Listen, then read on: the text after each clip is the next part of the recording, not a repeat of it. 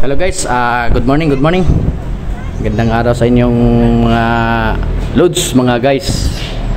Ito for update sa ating breeding system. Purya Gaba. Oh. Breeding system na to. Ito, yellow fancy. Ayan. Tingnan ang grabe ang sada lagi. Ang ganda nito, oh yan oh. Magkasing kulay talaga at saka magkasing laki. Itong female natin guys, 1 week tong pinaghandaan. Doon to nakalagay sa lagayan na maraming mga kiti-kiti. Kaya ayan, busog-lusog talaga yan. Kaya abangan natin tong kalalabasan nito.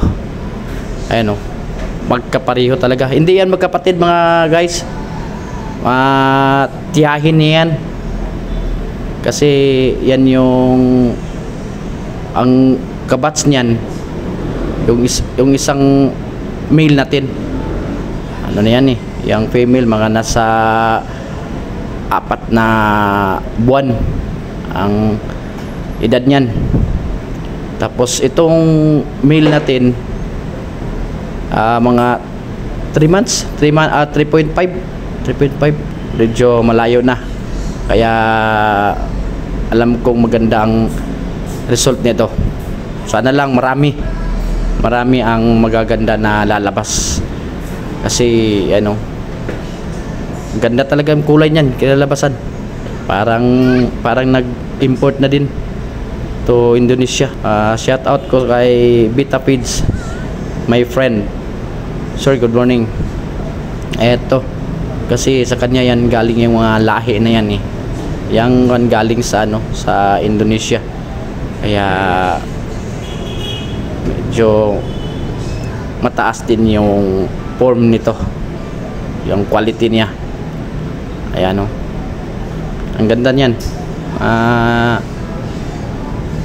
Loads, ayan talagang pinaghahandaan talaga yung pagbe-breeding nito. Ganda, magkasing laki sila. Pero mas malaki talaga yung female ng konti lang. Pero yung sa kulay, alam na this. Ganda yan. Ayun busog-lusog talaga yung nakikita naman natin yung tiyan ng female. Ayan ganda. At saka malaki na sila. Hindi yung mga beginners lang, hindi. Malaki talaga sila. Kaya good luck.